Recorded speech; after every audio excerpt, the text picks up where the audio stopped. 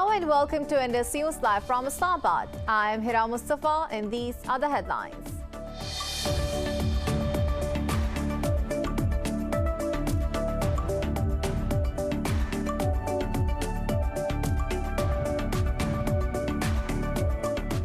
In Myanmar, at least 10 policemen have been killed in an attack by an alliance of ethnic armies opposing the February 1st military coup. Media reports said the Arakan army was part of the assault on a police station in Shan State. An activist group says 618 people have been killed in the crackdown on protesters so far. In India, 5 people have been killed as violence marred the fourth phase of the West Bengal Assembly elections.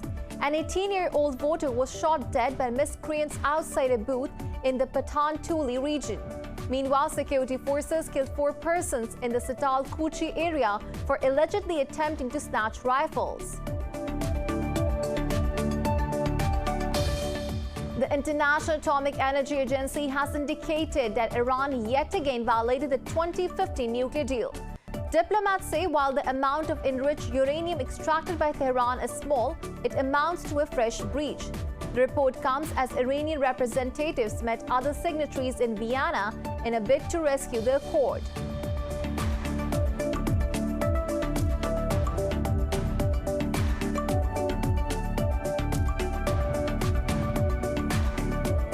India has reported the highest daily COVID-19 cases since the pandemic began, with 144,000 infections overnight.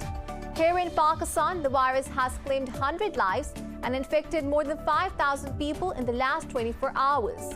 The nationwide death toll has crossed 15,300. Globally, there are 2.9 million fatalities and more than 134 million cases.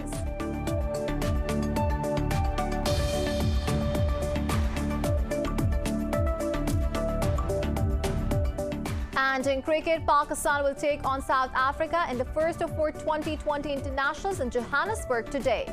The Green Shirts are hoping to continue their winning streak after clinching the 3-match one-day international series 2-1. Meanwhile, Heinrich Lansel will lead the Proteas as skipper Temba Bavuma has been ruled out of the series due to injury.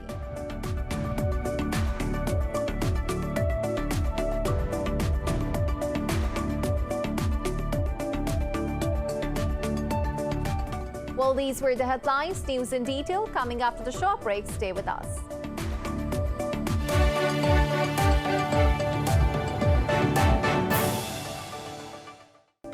Welcome back. Now, the news in detail. In Myanmar, an alliance of ethnic armies has killed at least 10 policemen in an attack on a station in the east.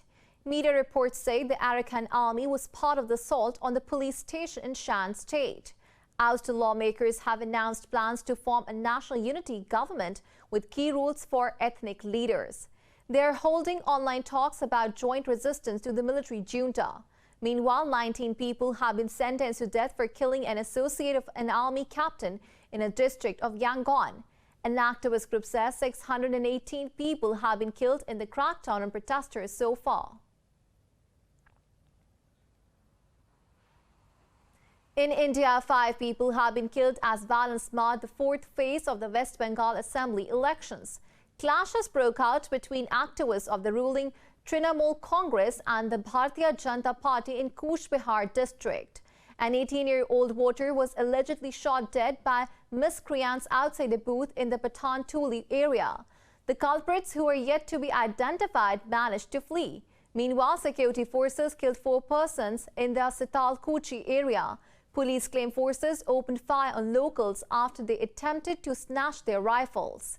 Election authorities said a report on the incident has been sought from the district officials.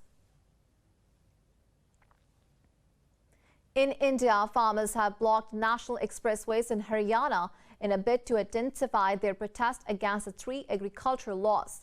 The union gave a call for the 24-hour blockade on Friday. In a statement, the union said the move is a part of this month's strategy that includes marking significant historical occasions. Police have deployed additional personnel at the route. Hundreds of farmers have been camping at 3 border points of Delhi despite more than 250 deaths.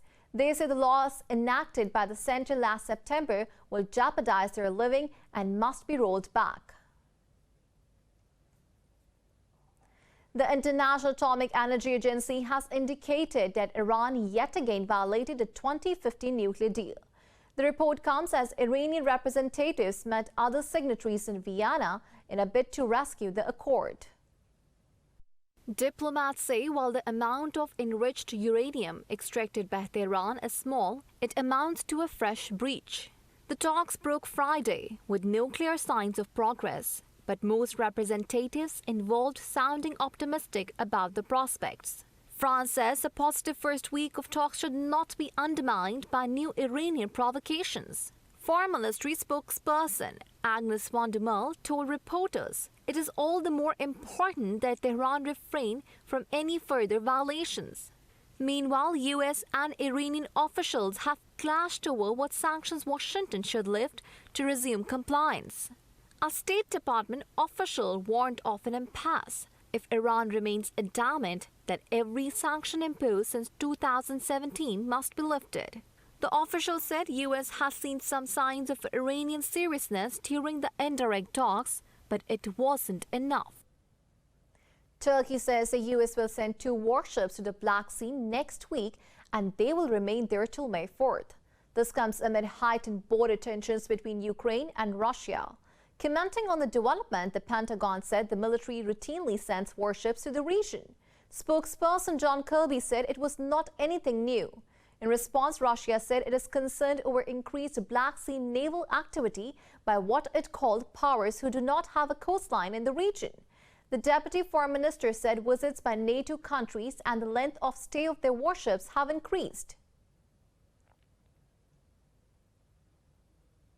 India has reported the highest daily COVID-19 cases since the pandemic began, with 144,000 infections. Globally, there are 2.9 million fatalities and more than 134 million cases. More in this report. As the third wave of COVID-19 grips a number of countries, authorities warned that it is way more serious than the previous ones given new variants. Peru's President Francisco Sagasti has offered an apology to everyone who lost loved ones, saying the state had failed during the pandemic. Healthcare personnel in Mexico are protesting for being left out of the vaccine rollout. In Brazil, President Jair Bolsonaro has attacked the pending Congress probe into the federal government's pandemic response. Meanwhile, the World Health Organization has warned that Brazil is facing a raging inferno of an outbreak as cases and deaths soar.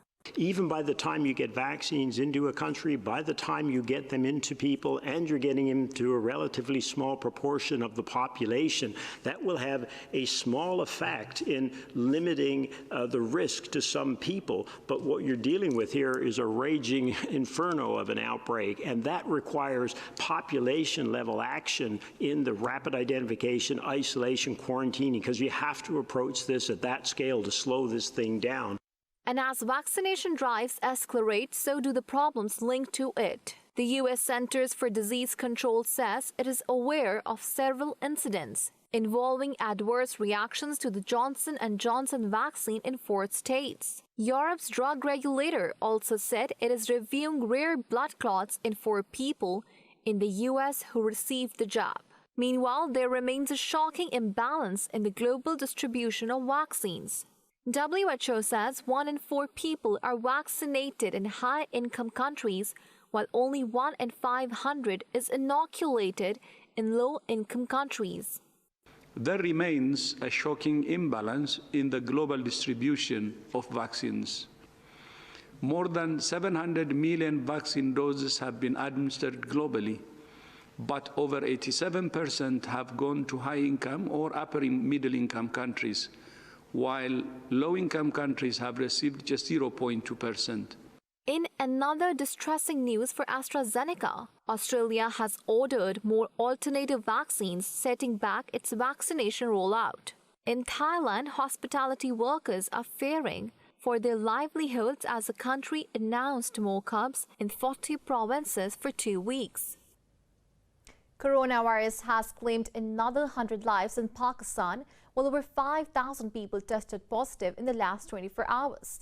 The Health Ministry says the death toll has risen to 15,329. The ministry said the positivity ratio has jumped to 10.47%. It said the number of active cases has crossed 73,000. Nearly 716,000 people have contracted the virus so far, out of which more than 627,000 have recovered. Meanwhile, Pakistan's envoy to UN has called on the international community to avoid vaccine nationalism. In a press briefing in New York, Munir Akram warned that vaccine inequality will translate into economic disparity. The Saudi-led coalition says it has destroyed another explosive-laden drone launched by the Houthi rebels in Yemen. Saudi state media says the drone was aimed at civilian areas in Khamis Mushat. The coalition forces said they also destroyed a ballistic missile heading towards the Jazan airport. Earlier, the rebels claimed their explosive-laden drone hit the target at a sensitive site at Aba airport. Tensions between the two sides have flared up, prompting the international community to urge a ceasefire. Meanwhile, the Yemeni government has exchanged 17 prisoners with the UAE-backed Southern Transition Council. In the West Bank, a Palestinian teenager has lost his right eye after Israeli forces shot at him in the southern city of Hebron. Palestinian media says occupation troops shot a rubber-coated round.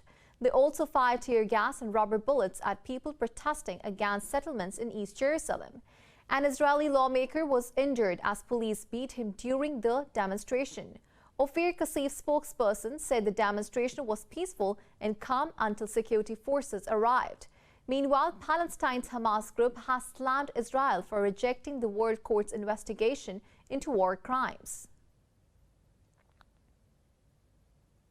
Tributes are pouring in from across the world for Duke of Edinburgh, Prince Philip, a day after his death.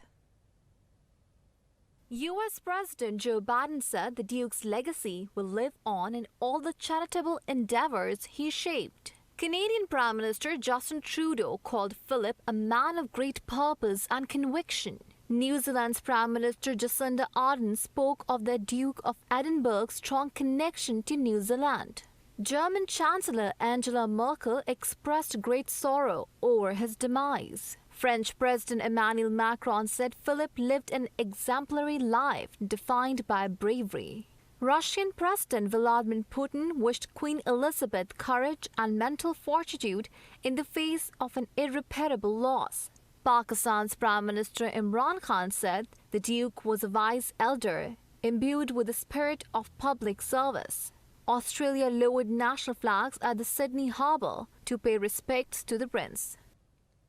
In Algeria, thousands took to the streets in the capital Algiers to mark the 112th Friday demonstration of Iraq. The protest movement has been campaigning for political changes in the country. Demonstrators called for the political establishment to depart and the army to quit politics.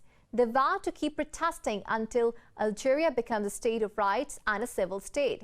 President Abdelmadjid Tebboune has set June 12 as a date for early legislative elections. But protesters have rejected the polls, saying nothing has changed as the president belongs to the old regime. Thousands attended rallies across Australia to protest against ongoing Indigenous deaths in custody. They marked 30 years since the Royal Commission handed down its final report. First Nations people spoke with visceral anger in Sydney, Melbourne, Brisbane, Canberra and Alice Springs. They said the recommendations by the Commission remain unrealized and underfunded. Researchers say at least 474 Aboriginal and Torres Strait Islander people have died in custody in the past 30 years. In Ireland, a car was set on fire and riot police lined the streets in Belfast despite appeals to postpone protests after Prince Philip's death. Pro-British loyalist militants say there had been a spectacular collective failure to understand their anger over Brexit. Despite appeals for calm from London, Dublin and Washington, the nightly unrest spread further into Belfast. Some massed individuals threw bricks and missiles at the police. The clashes have been some of the worst violence in years and raised concerns about the 1998 peace accord. More news stories coming up after the short break. Stay with us.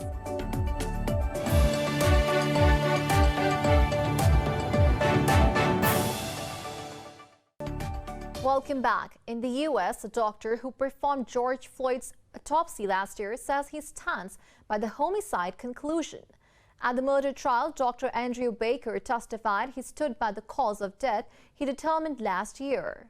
In his report, the chief medical officer ruled that Floyd's death was caused by cardiopulmonary arrest. Talking to the jurors, Baker said neither Floyd's use of fentanyl nor his heart disease caused the subdual. He added the neck compression during the arrest remained the primary cause of Floyd's death.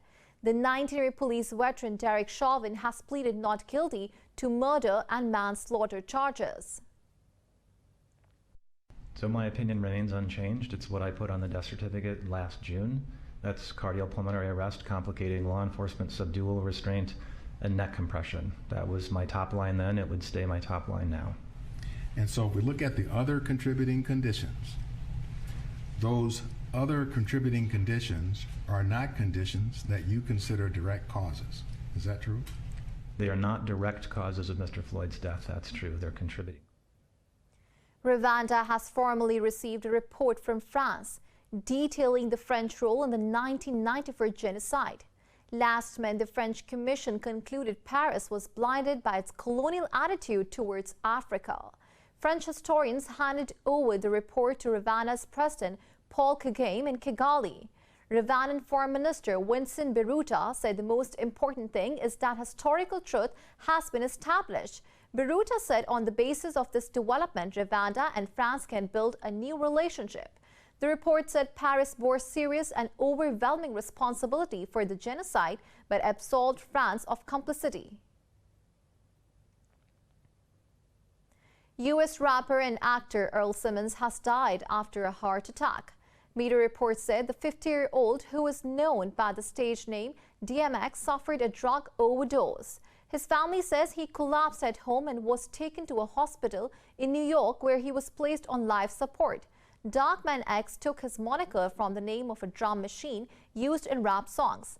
The rapper released 8 albums and was nominated for 3 Grammys. He earned more than 40 film and television credits, including Romeo Must Die, Cradle to the Grave, and Exit Wounds.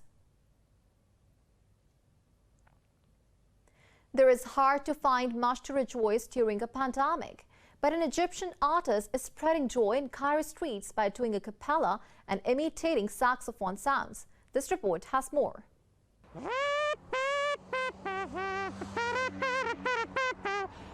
A rare form of art in Egypt, a cappella is a genre of music performed without instruments. It relies on sounds and tunes produced through various vocal techniques of the artist. From the age of 16, Alexandrian musician Ziad Ibrahim began watching videos on social media, mastering his skills.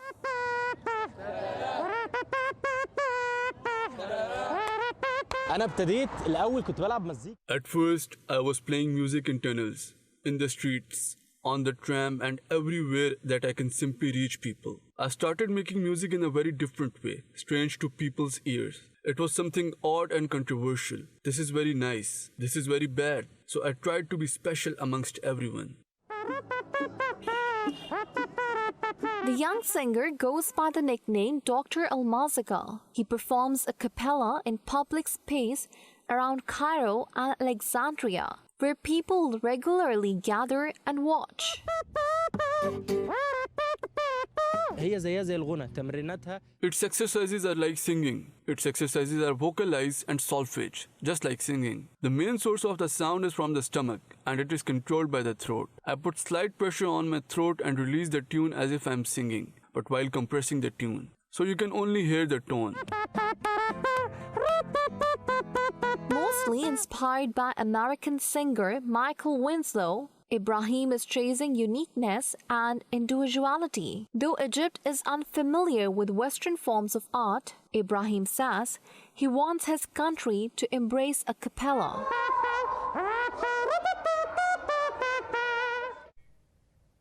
In Iraq, Mosul's largest Al-Rabia theater still lies in ruins, even after 4 years of liberation from ISIS. But over the past few weeks, local volunteers have worked to remove dust and debris from the theater. More in this report. Mosul's cultural and artistic life had always been part of the city's identity. Therefore, volunteers are playing their due role in reviving art in the vibrant city. Sponsored by local radio, the Watar Orchestra is the first of its kind to exist in years in Mosul. It is composed of youth from the Nineveh province's different religious groups.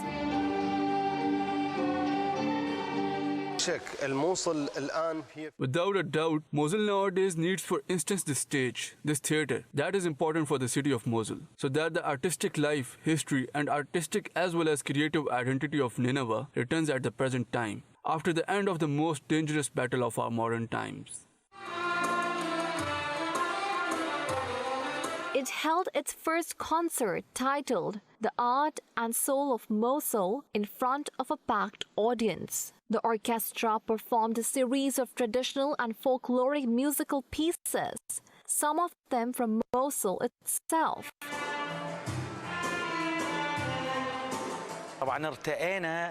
We, the administration of the Water Orchestra and of Radio Al-Ghad, decided to have our premiere in the ruins of Al-Rabia Theatre to give a message to the world that this city is a city of culture. The city of this theatre represents and is part of the soul of the people from Mosul.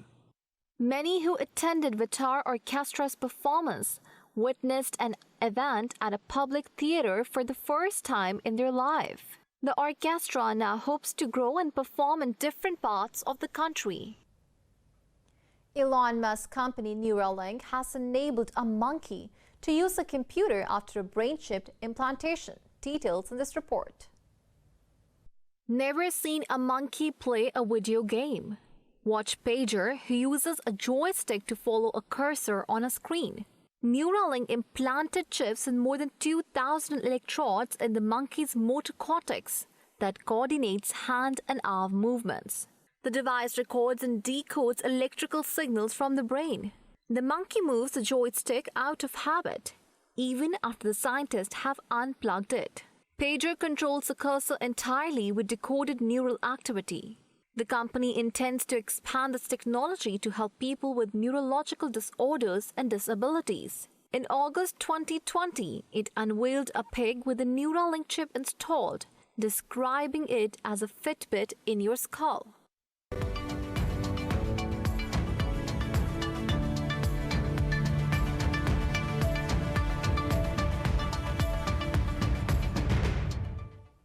Chinese regulators have fined the Alibaba Group $2.75 billion for violating anti-monopoly rules.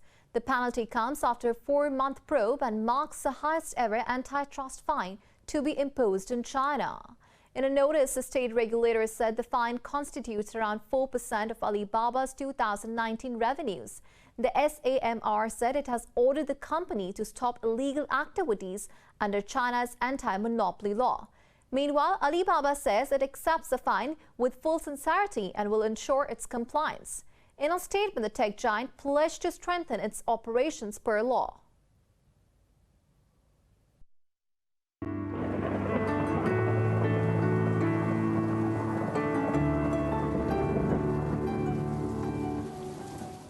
Now it's time to have a look at the weather update across the globe.